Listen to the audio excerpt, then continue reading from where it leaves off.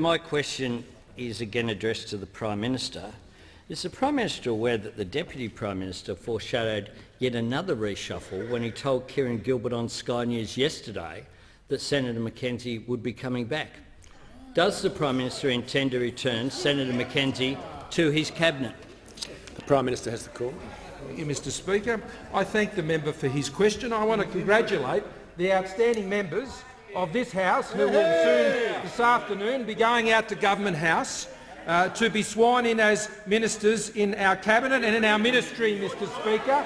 And I congratulate those members, the new member for Water and Resources, and of course, Mr Speaker, Northern Australia. I congratulate in particular the Minister for Veterans Affairs and Defence Personnel. Mr Speaker, coalition governments in this country have given Australians stronger economies, safer borders, Mr Speaker, stronger national security and a focus on the needs of rural and regional Australians, which is demonstrated by the large number of rural and regional members from the Nationals, from the Liberals, Mr Speaker, who know how to represent their constituents because they understand the needs of rural and regional Australians.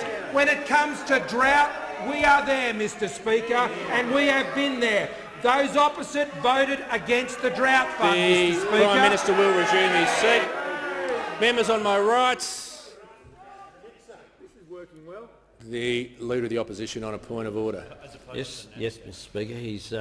The Prime Minister is misleading the House with that last statement. He should withdraw. The Prime Minister, the Leader of the Opposition will resume his seat.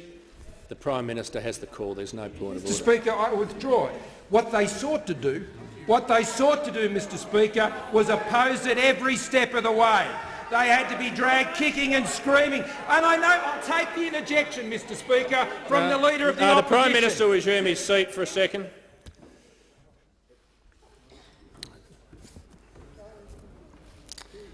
I'm very much focused on the question, and the Prime Minister had a comprehensive preamble, can I say, but I'm not going to have a situation where we move from the question to interjections. Interjections are disorderly, and the Leader of the Opposition's point of order was not a valid one.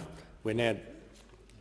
He did, but I didn't require him to withdraw. I didn't. I actually didn't, because there are other forms of the House to deal with what the Leader of the Opposition was talking about, namely after question time, as he well knows. So I'm just going to ask that the Leader of the Opposition not interject and the Prime Minister not take interjections and start another debate. The Prime Minister has the call. Thank you, Mr Speaker. So they are the members who will be sworn into the ministry and the Cabinet today.